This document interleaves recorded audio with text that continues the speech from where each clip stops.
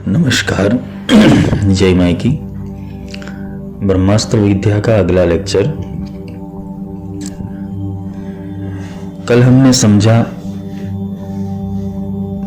कि कैसी भ्रमणाएं, कैसी भ्रांतियों के अंदर जीव अपने स्वरूप को भूल जाता है। वो एक आत्मा ना हो के एक शरीर बन जाता है, एक मन बन जाता है। किसी काल, किसी क्षेत्र, किसी भाषा में वो फंस जाता है, किसी धर्म और संप्रदाय में बंध जाता है। ब्रह्मास्त्र विद्या यही सिखाती है कि जब कुछ नहीं था तब क्या था, ये सोच लगानी पड़ती है साधक को। ब्रह्मास्त्र विद्या में जब वो प्रवेश करता है तब, क्योंकि जहां उत्पत्ति की बात आती है, जहां उत्पत्ति का विषय आता है, उत्पत्ति का रहस्य आता है, तब वहां सब ज्ञान, शास्त्र सब खोखले हो जाते हैं। ये अनुभव के बिना ये विद्या समझ में नहीं आएगी, क्योंकि इसको समझने हेतु तुम्हें अनुभव के अंदर से पसार होना पड़ेगा, अनुभूत होना पड़ेगा। तुम पानी में जब तक डूबोगे नहीं तो तैरना कैसे सीखोगे? ब्रह्मास्त्र विद्या में प्रवेश करने हेतु पहले आत्मा के विषय के अंदर डूबना पड़ेगा और उसको समझना पड़ेगा कि मैं कौन हूं, मेरा अस्तित्व क्या है।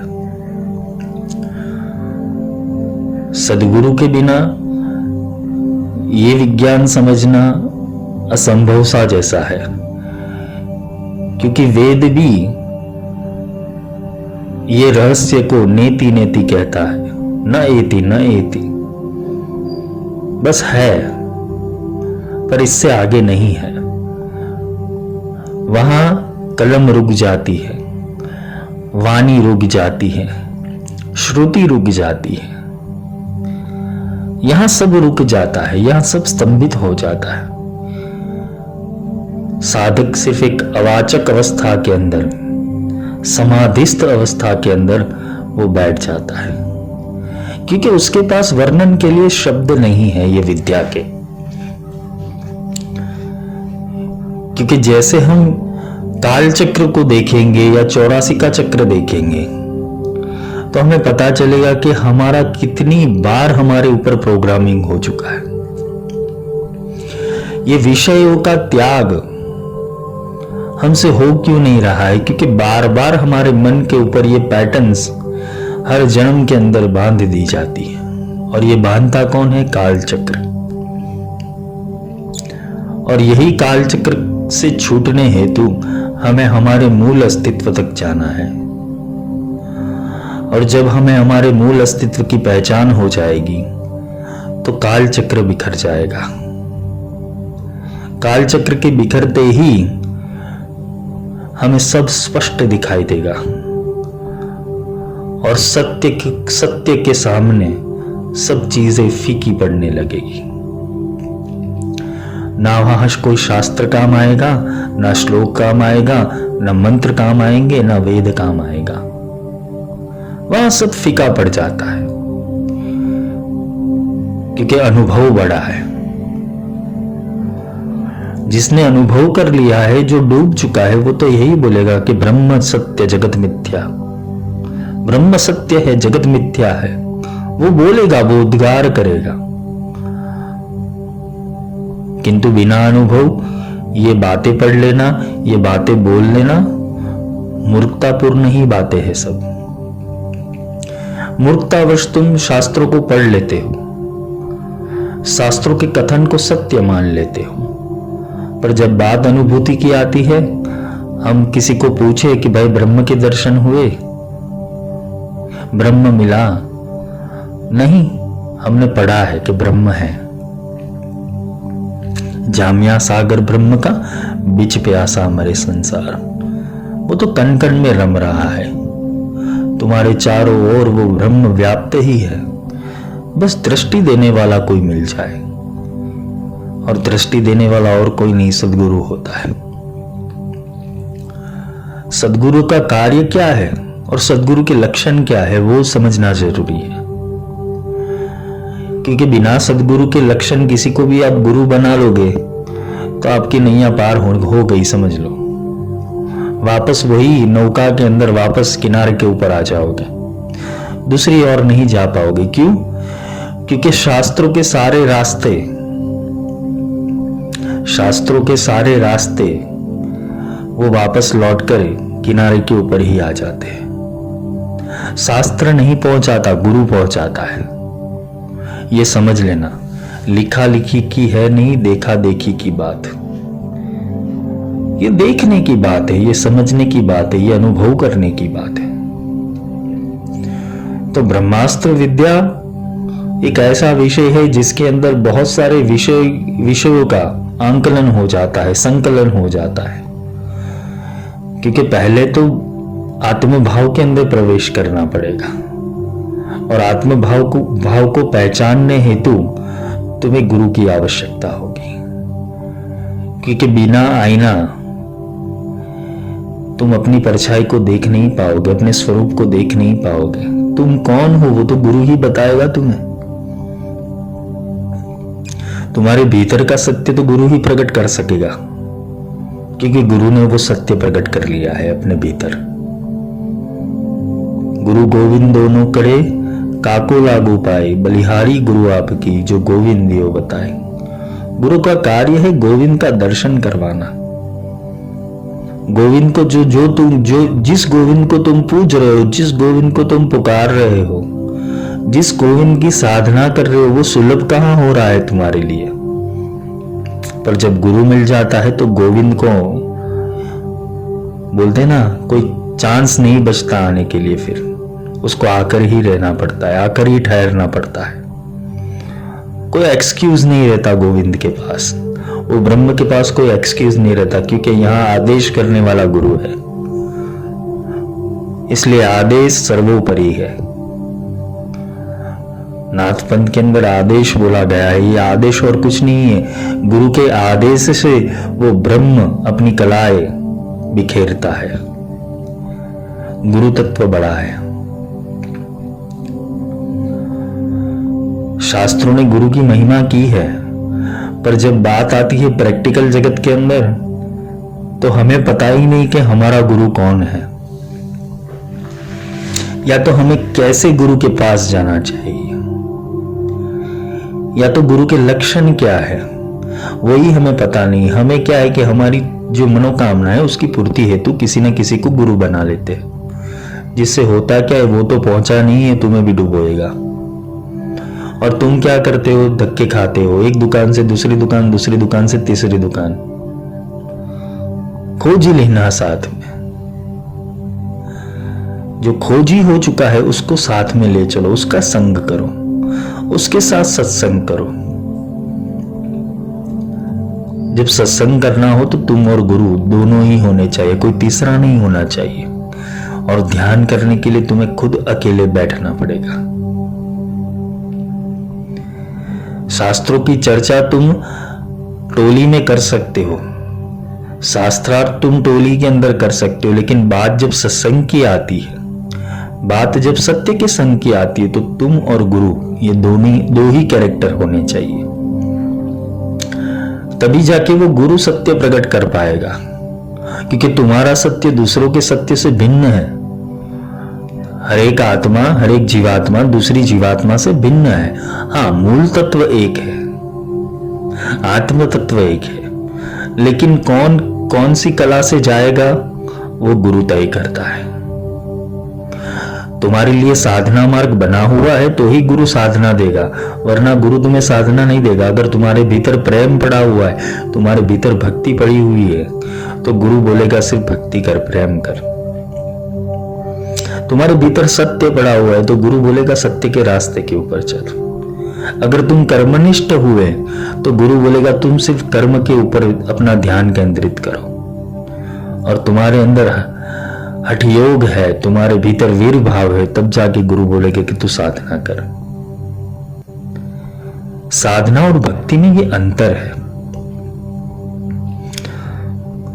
भगवान साधना से भी मिलेगा और भगवान भक्ति से भी मिलेगा, पर भक्ति का मार्ग सौला इसलिए बताया गया है क्योंकि वहां कोई नीति नियम नहीं है, वहां कोई कठिनाइयां नहीं है, वहां सिर्फ अपने आप को समर्पित कर देना है।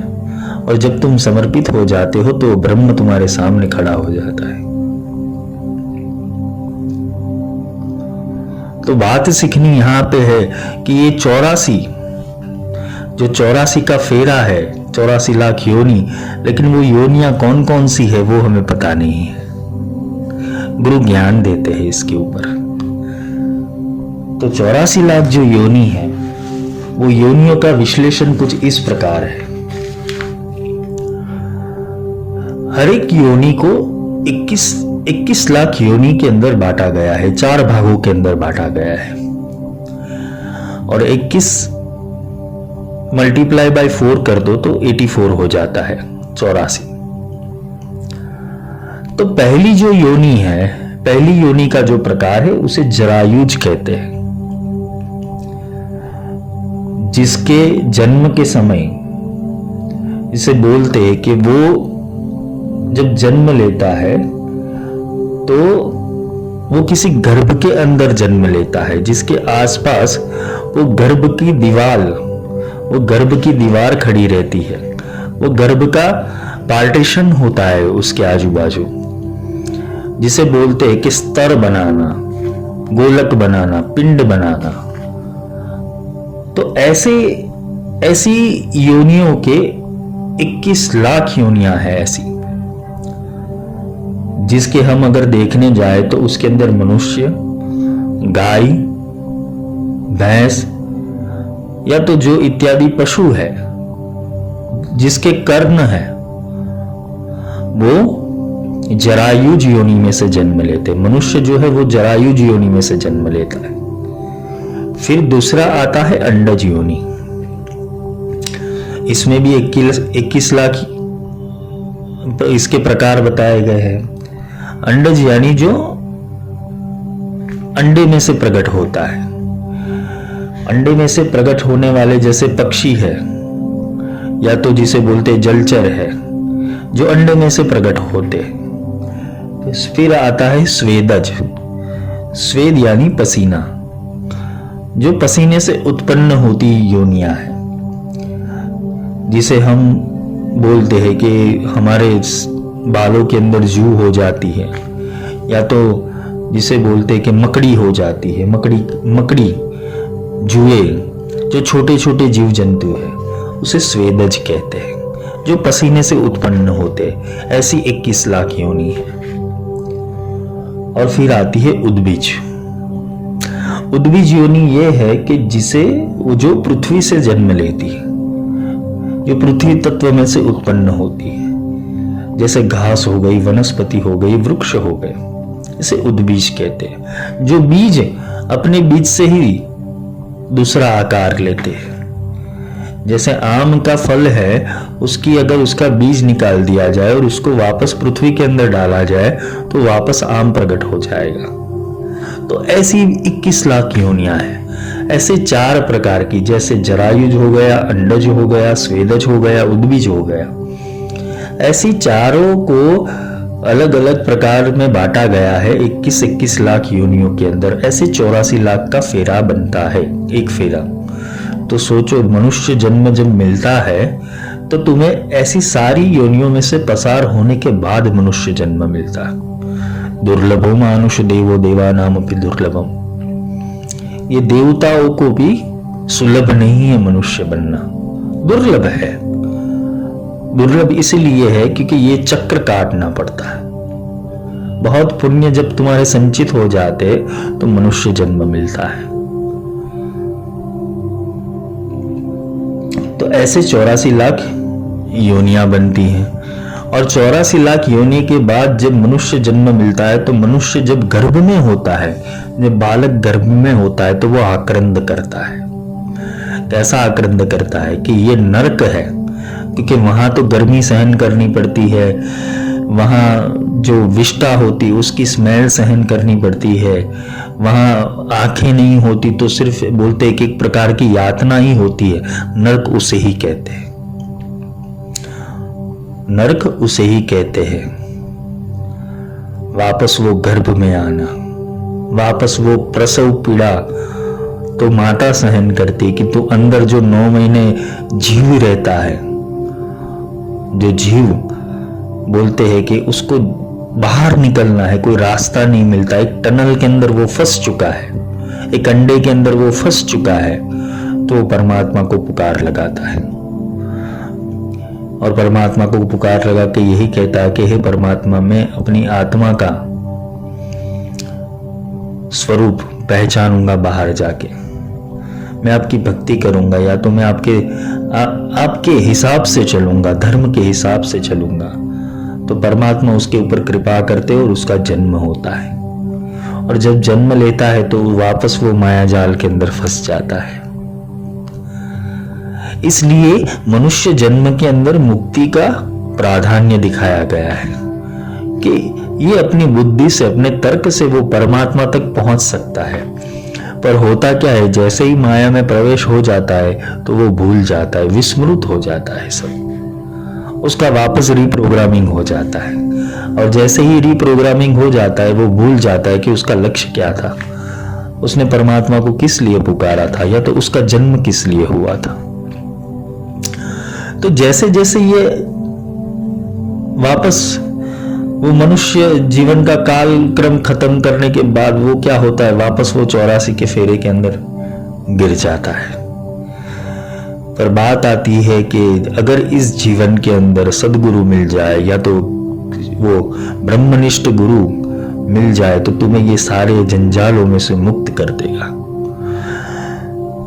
अगर तुम्हारे गुरु का कार्य तुम्हें साधना देना, मंत्र देना, अलग अलग विषयों के अंदर, अलग अलग देवी देवताओं के अंदर फंसाना है, तो समझ लेना वो मुक्ति नहीं है, वो एक माया जाल है। वो मुक्ति नहीं, वो एक माया जाल की रचना है कि जिसके अंदर तुम फंस रहे हो। अगर तुम्हारे गुरु ने तुम्हारे संशय नहीं काटे, तुम्हारे विषाद नहीं काटे, तुम्हारे ये माया का दुख नहीं काटा, या तुम्हारा दृष्टिकोण नहीं बदला, तुम्हारी समझ के अंदर वो परिवर्तन नहीं किया, तो समझ लेना तुम गलत रास्ते के ऊपर हो। अगर तुम्हें ऐसे गुरु मिल गए जो तुम्हें मंत्र साधना दे रहा है, तंत्र साधना दे रहा है, यंत्र साधना दे रहा है, या तो तुम्हें ऐसे मार्ग के ऊपर ले जा रहा है कि जिससे सिर्फ और सिर्फ तुम माया का ही विस्तार कर रहे हो, तो तुम गलत रास्ते के ऊपर हो। हाँ, सुख के लिए मंत्र तंत्र यंत्र ठीक है, किंतु अंतिम पड़ाव मोक्ष होना चाहिए। तुम्हारा अंतिम पड़ाव स्वरूप की पहचान होनी चाहिए। तुम्हारा अंतिम पड़ाव वो परम सत्य को परखना होना चाहिए। तो सदगुरु तुम्हें इस कक्षा में ले जाते हैं। पहले शुरुआत के अंदर साधक को ये उपासना के अंदर या साधना क्रम के अंदर गुरु ले जाते हैं, किंतु जैसे जैसे साधक आगे बढ़ता है तो उसे सारी चीजें छुड़वानी पड़ती है, क्योंकि वो भी एक माया का ही साधन है। जब तुम विवेकी हो जाते हो, तुम्हारे भीतर सत्य प्रवेश कर जाता है, धर्म प्रवेश कर जाता है, इष्ट के प्रति निष्ठा प्रवेश कर जाती है, गुरु भक्ति प्रवेश कर जाती है, फिर जाके धीरे धीरे गुरु तुम्हें ये सारी चीजों से मुक्त करेंगे और फिर कहेंगे कि आ तू मेरे पास बैठ, सिर्फ ब्रह्म बोध सीख, ब्रह्म विद्या सीख। क्यों? क्योंकि महागुरु का कार्य अपने में से दूसरा वटवृक्ष पैदा करना हो जाता है, क्योंकि ये जगत का कल्याण करने का जो जिम्मेदारी होता है वो भी गुरु के हाथ में ही होता है। गुरु चाहेगा कि सारी आत्माएं मुक्त हो जाए, गुरु का कर्तव्य यही है। किंतु जब गुरु भी इस मंडल के अंदर प्रवेश करता है तो उनको भी बहुत सारी परेशानियां और दिक्कतों का सामना करना पड़ता है, क्योंकि जो नहीं समझा हुआ उसको समझाना आसान है। समझ लेना, ये बात बहुत गहरी है। जो नहीं समझा हुआ है कुछ भी, उसको समझाना बहुत आसान है, लेकिन जो बहुत कुछ समझ चुका है उसको समझाना बहुत कठिन है। जो बहुत सारे शास्त्र पढ़ के बैठा हुआ है, बहुत सारा ज्ञान लेके बैठा हुआ है, जिसके बहुत सारे तर्क लग रहे हैं, उसको समझाना बहुत कठिन है। लेकिन एक भक्त है जो समर्पित है, जिसको कुछ आता नहीं, बस वो गुरु आज्ञा के अंदर चल रहा है, तो समझ लेना उसका बेड़ा पार हो जाएगा। ऐसा नहीं है कि अंधविश्वास की पट्टी लगा कि गुरु के ऊपर सिर्फ अंधविश्वास रख के चलना है, नहीं। लेकिन जो गुरु समझा रहा है वो तुम्हारे भीतर सीधा ही उतर जा रहा है, 1 सेकंड में उतर जा रहा है, दूसरा कोई प्रश्न खड़ा नहीं होता, तो समझ लेना तुम अच्छे रास्ते के ऊपर हो। प्रश्न तो खड़े होंगे, विषाद भी खड़े होंगे, भ्रांतियां भी खड़ी होगी, वो दूर गुरु ही करता है। तो गुरु के लक्षण क्या है? यहां पर बात आती है कि गुरु का चयन कैसे करोगे और गुरु सत्य है कि नहीं वो कैसे पहचानोगे। ये मैंने गुरु दीक्षा के अंदर भी थोड़ा बहुत समझाया था, किंतु ये ब्रह्मास्त्र विद्या का जो चैप्टर है उसके अंदर भी ये ब्रह्म विद्या को समझने हेतु गुरु के लक्षण को समझना बहुत अत्यंत आवश्यक है। तो शिष्य गुरु से पूछता है कि गुरुदेव ये गुरु के लक्षण क्या होते हैं, साधु के लक्षण क्या होते हैं? तो गुरु कहता है कि ये तेरी जिज्ञासा है इसलिए बता रहा हूं कि ये जो तिलक करने वाले, वेशभूषा करने वाले, या किसी संप्रदाय में रहने वाले, या किसी वेशभूषा को धारण करने वाले, जरूरी नहीं है कि वो पूर्ण गुरु हो। ज्ञान को, ब्रह्म विद्या को इससे कोई लेना देना नहीं है। ब्रह्म विद्या सिर्फ ब्रह्म के संवाद को जानता है। यहां ये सारी चीजों की बाह्य आडंबरों की कोई जरूरत नहीं है। तुम्हारा गुरु एक साधारण चमार भी हो सकता है, तुम्हारा गुरु एक साधारण ग्वाला भी हो सकता है, तुम्हारा गुरु एक साधारण चांडाल भी हो सकता है। गुरु कोई भी हो सकता है, जिसके भीतर ब्रह्म की निष्ठा रत रहती है, जो सदैव ब्रह्म में निष्ठ रहता है, वो गुरु होता है। तो गुरु के जो अलग दूसरे लक्षण हैं, तो वो बोलता है कि गुरु मैत्री भाव वाला होना चाहिए, अहंकार वश चलने वाला नहीं, जिसके भीतर खुद अहंकार पड़ा हो, पद का, प्रतिष्ठा का, संप्रदाय का, उसके पैसों का, उसके धन का, उसकी सिद्धियों का, जिसके भीतर ये सारे भाव पड़े, वो गुरु नहीं बन सकता है। क्योंकि गुरु के पास मैत्री भाव होना जरूरी है। गुरु किसी को भी अपना बना सके, वो भाव से चलने वाला जो होता है वो गुरु बनने लायक होता है। क्योंकि शिष्य के संशय को काटने हेतु गुरु उसका मित्र बनता है, तो मैत्री भाव वाला होना चाहिए। उसका वर्तन पक्षपात वाला नहीं होना चाहिए कि भाई पैसे वाला है तो मैं उसको ज्यादा प्राधान्यता दूं, फिर जो मजदूरी कर रहा है वो बेचारा ब्रह्म को जानने चाहेगा तो उसका क्या होगा। जिसके पास पैसा है तो वो तो किसी को बोलते हैं ना, किसी की प्रशंसा करके या तो पैसों का रौफ दिखा के वो किसी से कुछ भी प्राप्त कर सकेगा। लेकिन गुरु के पास ऐसा नहीं होता। सदगुरु कतई नहीं चाहेगा तुम्हारा पैसा रख तू तुम्हारे पास, वो पक्षपात नहीं करेगा, वो एक मित्र और सहज भाव से चलेगा, वो अहंकार रहित जीवन जिएगा। जो गुरु के लक्षण है उसके अंदर प्रथम लक्षण यही है कि वो मैत्री वाला होना चाहिए।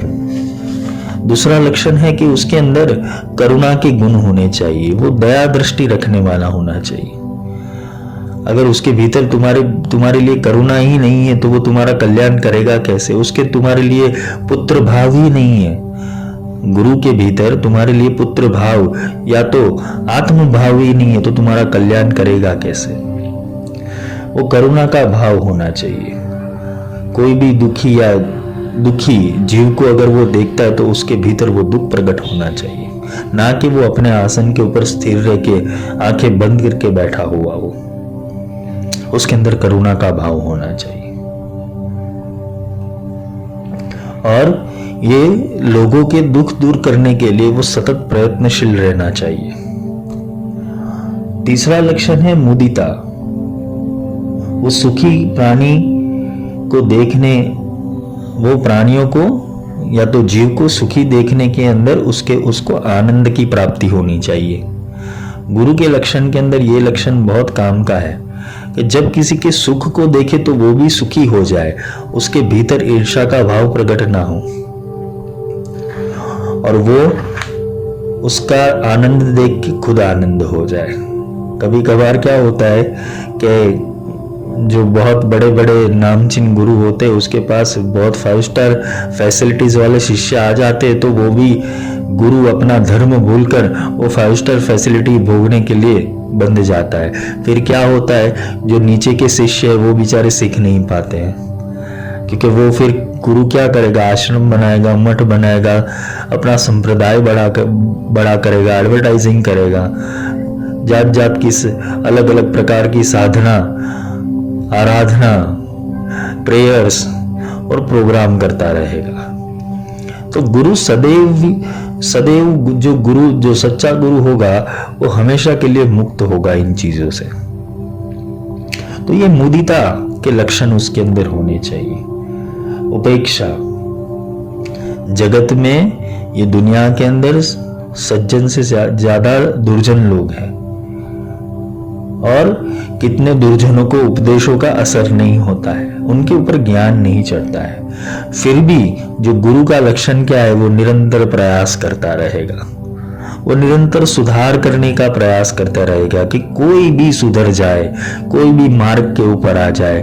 तो गुरु निरंतर प्रयास करता रहता है, वो उपेक्षा की वृत्ति रखता है। तो गुरु के जो लक्षण है वो इस प्रकार के हैं। और अनेक जन्म के अगर तुम्हारे पुण्य संचित हो गए और तुम्हारी पुकार परमात्मा तक पहुंच गई, तो ऐसे सदगुरु के दर्शन तुम्हें हो जाएंगे और तुम्हारे जीवन में ऐसे सदगुरु का आगमन भी हो जाएगा जिसके भीतर इस प्रकार के भाव, गुण और लक्षण हो। नहीं तो क्या होता है कि कभी कभार जिसने सीखा ही नहीं है, जिसने जो पहुंचा ही नहीं है, वो क्या कहेगा, बस तुम्हारा रास्ता यहां तक था। वो क्या समझाएगा, तुम्हारी साधना में गलती है, तुम्हारी साधना में त्रुटि है, तुम ठीक से साधना नहीं कर रहे हो। वो बोलते हैं ना कि 110 प्रकार के अलग अलग तुम्हारे भीतर से नुक्स निकालेगा। गुरु का कर्तव्य यहाँ पे ये है कि साधक का सुख पहले देखा जाए, साधक की सारी बाधाएं हटाई जाए और फिर उसको आत्मभाव के अंदर प्रवेश करवाने के लिए उसको बोला जाए। यहाँ पे होता क्या है कि अलग अलग द्वंद के अंदर, अलग अलग विषयों के अंदर, अलग अलग माया के अंदर वो गुरु तुम्हें डाल देता है। इसलिए जो मूल साधना रहती है उससे तुम च्युत हो जाते हो।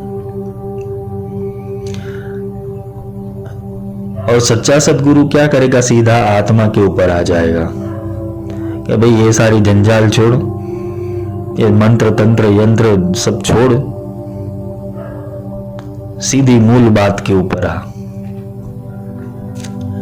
तो गुरु का कार्य है, गुरु के लक्षण के अंदर यह है कि वो सत्यनिष्ठ होना चाहिए, उसका वर्तन भी सत्यनिष्ठ होना चाहिए। जात ना देखो साधु की, उम्र ना देखो साधु की, वेश ना देखो साधु का, पूछना हो तो पूछ लीजिए क्या ज्ञान है साधु का। अगर साधु की परख करनी है तो साधु की वेशभूषा के ऊपर मत जाओ, साधु के गोत्र के ऊपर मत जाओ, साधु के धर्म के ऊपर मत जाओ, साधु के संप्रदाय के ऊपर मत जाओ, साधु की उम्र के ऊपर मत जाओ, साधु के ज्ञान के ऊपर जाओ। अगर वो तुम्हें आत्मज्ञान दे रहा है तो वो सच्चा सदगुरु है। अगर वो आत्मा के विषय के अलावा दूसरे अलग अलग विषय, माया के विषयों में तुम्हें भटका रहा है तो समझ लेना तुम अपना समय बिगाड़ रहे हो, वो तुम्हारा समय बिगाड़ रहा है। तुम उधर से हट जाओ। गुरु का कार्य है सिर्फ तुम्हें मुक्ति देना, मुक्ति तक ले जाना, ब्रह्म विद्या सिखाना। बाकी का सारा काम तुम्हें करना है। एक्सरसाइज बहुत बड़ी लंबी है, ट्रेनर एक ही है तुम्हारे पास। हम जिम में जाते हैं या तो वर्कआउट करते हैं तो क्या करवाते हैं कि पहले अलग अलग बोलते हैं कि भाई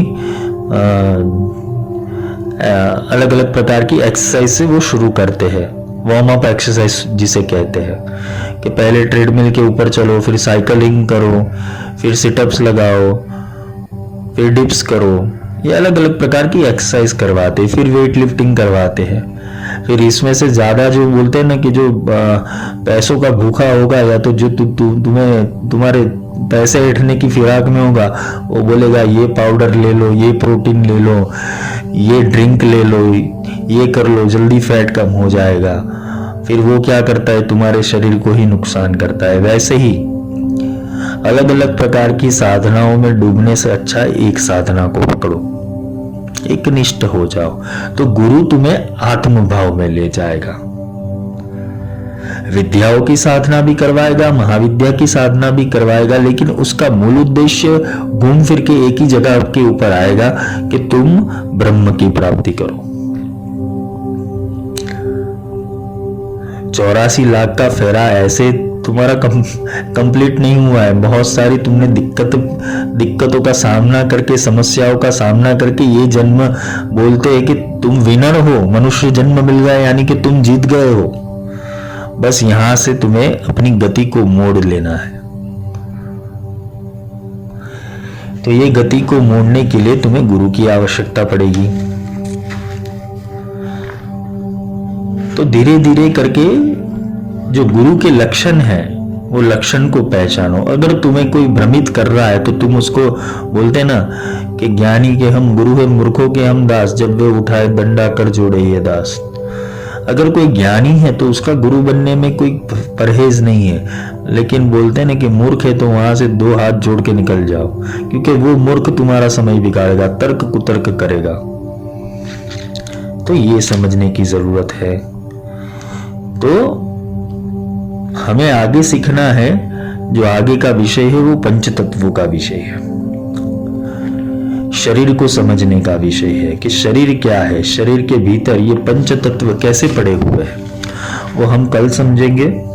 आज थोड़ा लेट हो गया है, तो आज ये गुरु के लक्षण है वो जीवन में समझने का प्रयास करें कि आप कौन सी दिशा के अंदर हो। मेरा कार्य है सिर्फ तुम्हें रास्ता दिखाना, मैं तुम्हें सही समझ दे सकता हूं, क्योंकि मुझे कोई स्वार्थ नहीं है। अगर एक जीव का उद्धार हो रहा है, एक जीव को आत्मज्ञान मिल रहा है, तो मेरा उसमें कुछ नहीं बिगड़ रहा है। वो भगवती की ओर ही जा रहा है, वो परमात्मा की ओर ही जा रहा है।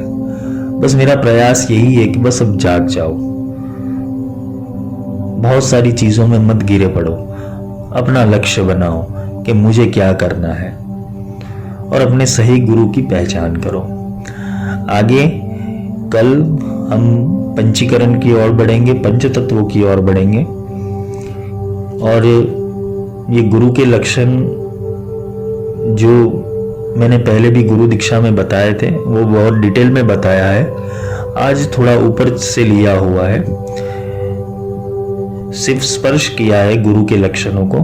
फिर आगे अगर जरूरत पड़ी समझाने की तो बहुत डीप में लेंगे कि कैसे कैसे प्रकार के गुरु होते हैं और कौन कौन सी सिद्धि वो दे सकते हैं, उसका भी रहस्य हम आगे समझेंगे। आज के लिए इतना ही। जय माई की।